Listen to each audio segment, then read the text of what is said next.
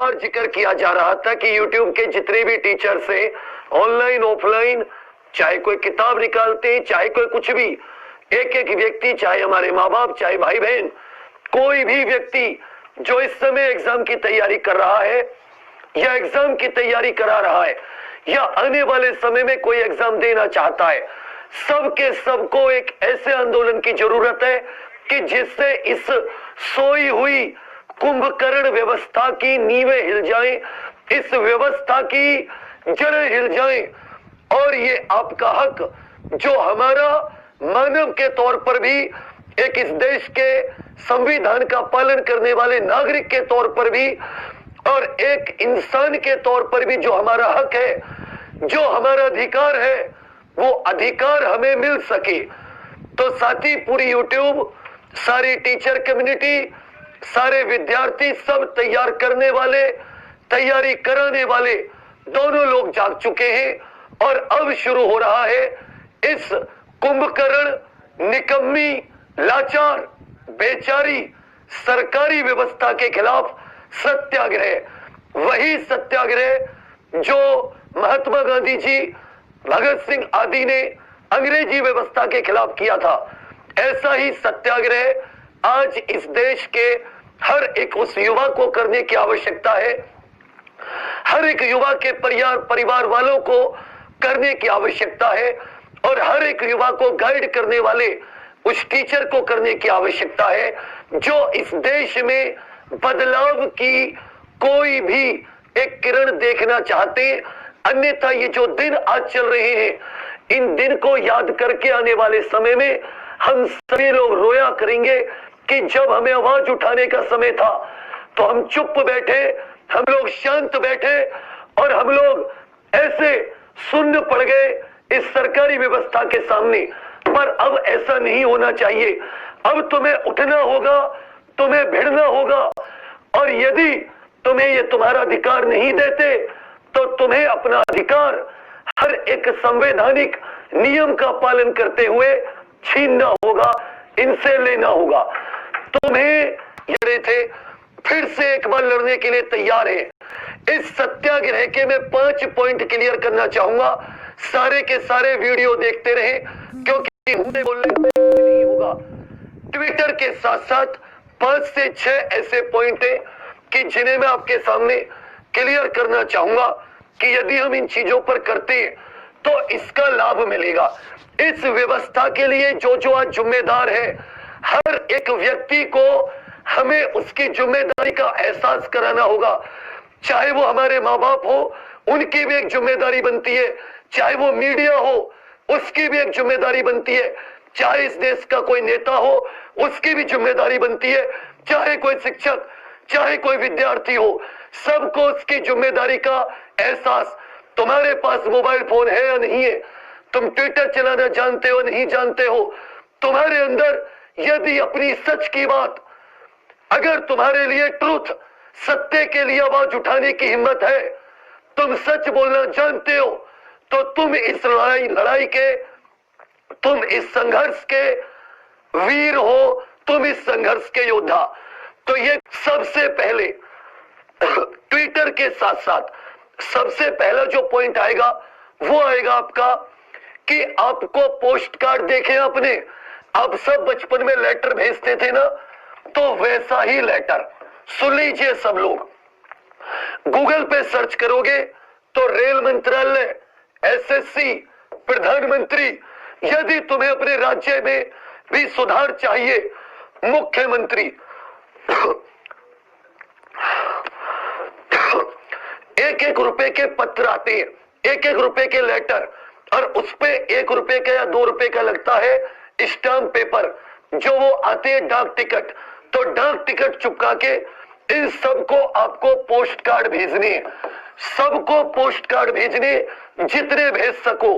अगर एक व्यक्ति एक एक पोस्ट कार्ड भी भेजेगा, कोई माता पिता की हैसियत से, कोई टीचर की हैसियत से, कोई स्टूडेंट की हैसियत से, तो अगर ट्विटर के साथ साथ हम लोग पोस्ट कार्ड भी भेजेंगे तो यहां से भी इनके दिमाग पर कुछ तो जाएगा कि सिर्फ वो व्यक्ति नहीं कि जिसको ट्विटर चलाना आता है, वो स्टूडेंट भी जाग चुका है, उसके परिवार भी जाग चुके, जो बिल्कुल गांव देहात में रहता है, जिसको किसी चीज के बारे में जानकारी नहीं है, ताकि ये सरकार निकम्मी है। और जितने भी सरकार के लोग इस वीडियो को देख रहे हैं, मैं साफ साफ और सीधे शब्दों में कहना चाहता हूं कि तुम्हारी सरकार निकम्मी है। आप सबको पता है कि युवाओं के साथ कितना बुरा किया जा रहा है। वो अपनी मन की भड़ास कहां निकाले, उन सबकी मन की भड़ास मैं निकालूंगा। आज हम दिखाएंगे तुम्हें तुम्हारी औकात। इस समय भारत में 10 करोड़ से ज्यादा लोग किसी ना किसी तरीके की बेरोजगारी से जूझ रहे हैं। 2 करोड़ से ज्यादा लोगों की नौकरियां केवल और केवल इस कोरोना के टाइम में गई।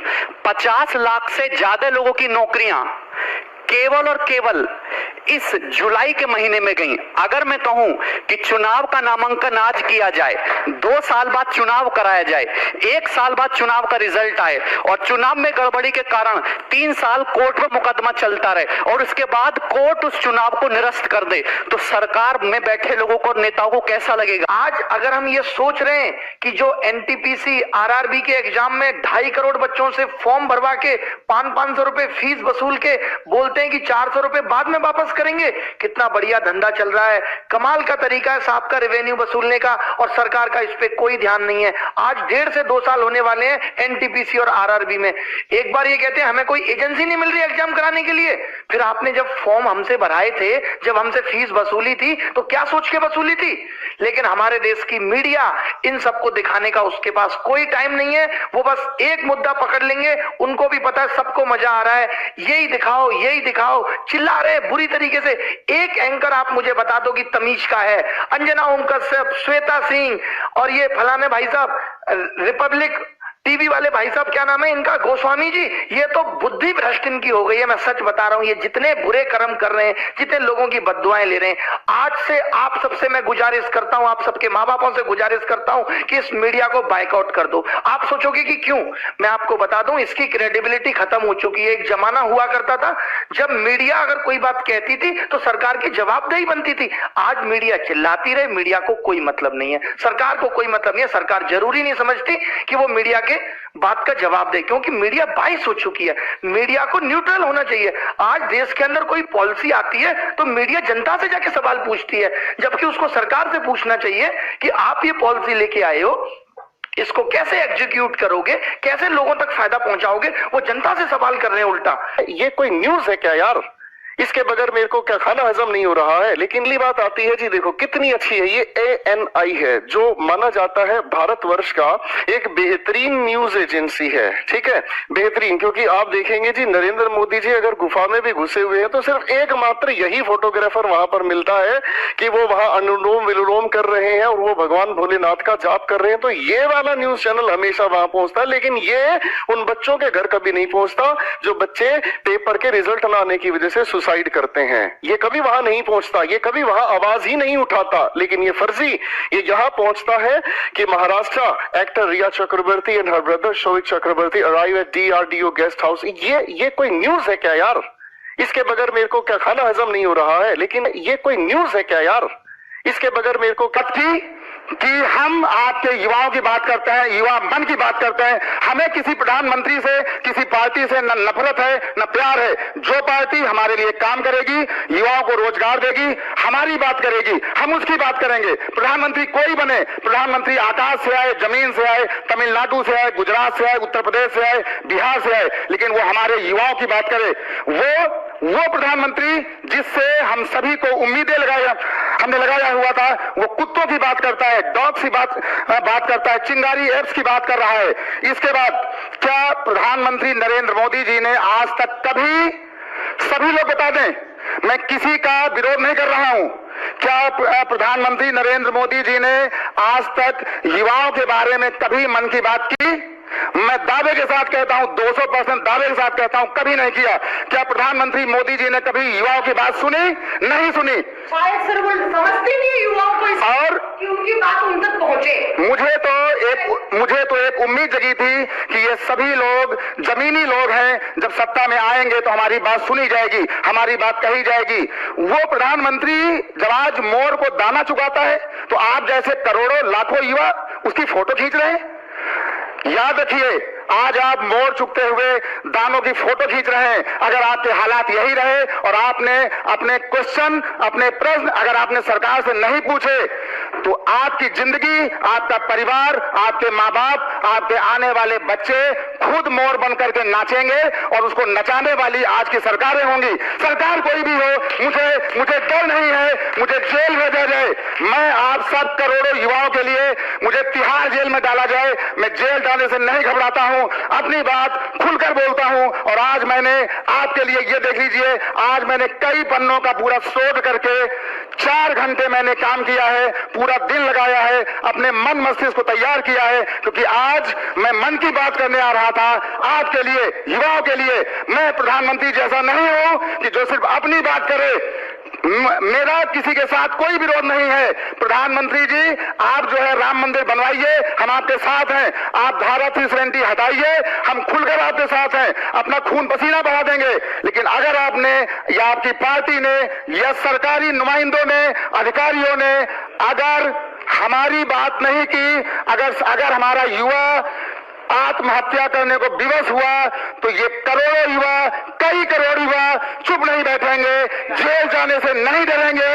मैं खुलेआम कहता हूं। दूसरी बात, ये जो भांड मीडिया है, अमीश देवगन, न्यूज 18, इसके बाद वो जो एक रोज आता है पूछता है भारत लेकर, उसका नाम नहीं, वो पूछता है भारत कैसे बड़बड़ा रहा है, मुझे समझ में नहीं आता। पूछता है भारत। अर्णब गोस्वामी ने क्या आज तक कभी आपसे पूछा कि युवा क्या चाहते हैं? क्या युवाओं के मन की बात पूछी? क्या कभी पूछता है भारत में अर्णब गोस्वामी ने प्रधानमंत्री जी आपसे कुछ पूछा?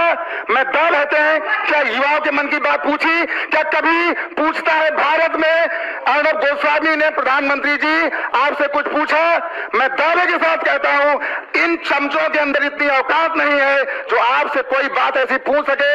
अमीश देवगन, आज तक ये जितने भी लोग हैं, इनको मैंने पिछले 4 महीने से देखना बंद कर दिया है और कसम खाई है कि मैं खुद, हमारी पूरे लोग, हमारे टीचर्स, हमारे बच्चे, हमारे साथी, हम खुद इतने ताकतवर हैं, हमारे पास करोड़ों लोगों की सब्सक्रिप्शन है, हम अपनी बात खुद उठाएंगे, आगे आएंगे, लेकिन इन भाड़ मीडिया की बात नहीं मानेंगे, इनको हम बाकायदा करेंगे। अगर मीडिया के अंदर औकात है तो किसी भी नेता को लाकर हम जैसे 5वीं चीज जो आपको करनी है, वो करनी है दिन में आपको जो ट्वीट करने हैं, वो अपने जो भी आपकी मांग है, अभी मुख्य एनटीपीसी एग्जाम और एसएससी में जो सुधार चाहिए, कि जो एग्जाम हुए उनके रिजल्ट, उनकी ज्वाइनिंग और आने वाले एग्जाम्स के बारे में पक्की और सही खबर, इनके ऊपर दिन में आपको ज्यादा टाइम नहीं, 5-5 मिनट निकाल ले 3 बार, 5-5 मिनट भी यदि दिन में 3 बार निकाल लोगे तो भी हम अपने लक्ष्य में प्राप्त हो सकते हैं। अब ट्वीट के लिए आपको कौन से हैंडल का इस्तेमाल करना है, तो एक चीज अच्छे से याद रखिएगा, ये वाला सर्च में आ रहा है, ये जो टैग है स्पीक अप, एस बड़ा है, PEAK छोटा, U बड़ा, P छोटा, F बड़ा, SSC बड़ा, R कैपिटल रेलवे छोटा, S का स्टूडेंट का S बड़ा, ये वाला, इसके साथ ये मुख्य आपको हैशटैग बनाना है जिस पर आपको अपनी बात रखनी है, और बात सूखी नहीं रखनी। अपने फोन से एक फोटो खींचना इस तरीके का, अपनी कॉपी पर अपने पेन से गाढ़ा गाढ़ा लिख सकते हो, पेन से ऐसे करके नहीं लिख देते, इस प्रकार से, तो ऐसे बिल्कुल गाढ़ा लिख के और ऐसे फोटो खींचना है। एनटीपीसी एसएससी जो भी आप बात कहना चाहते हो, और ऐसे अपना फोटो डालना है। सिर्फ अगर आप कमेंट करते हो ट्विटर पे तो उनको ऐसा लगता है कि एक ही व्यक्ति अलग अलग आईडी से, जब लाखों की संख्या में, हजारों करोड़ों की संख्या में आप इस तरीके के फोटो डालोगे तो उनको पता चलेगा कि सच में ये बिल्कुल वास्तव में कोई व्यक्ति है, वास्तव में कोई स्टूडेंट है, वास्तव में ये तुम्हारी व्यवस्था का सताया हुआ, ये तुम्हारी व्यवस्था का हारा हुआ, इसमें टैलेंट की कमी नहीं है। तुम्हारे अंदर जो क्षमता हो, जैसा पेपर लेना चाहो, इसका पेपर ले लो और तुम साथ बैठकर पेपर ले लो, तुमसे 2 नंबर ज्यादा लेकर आएगा। ये मेहनत करने वाला विद्यार्थी है, लेकिन आज मजबूरी इसकी ये है कि आज ये तुम्हारी व्यवस्था में फंस गया। तुम बीमार लोगों की व्यवस्था में, तुम लोग ऐसी व्यवस्था में फंस गया कि जिन लोगों को मैं भैंस चराने पे नहीं रखूं, बाकी तो जरूरत क्या, इनको किसी काम के लायक नहीं रखा जाए। कोई इंसान अगर इनको किसी टेस्ट में बैठा दिया जाए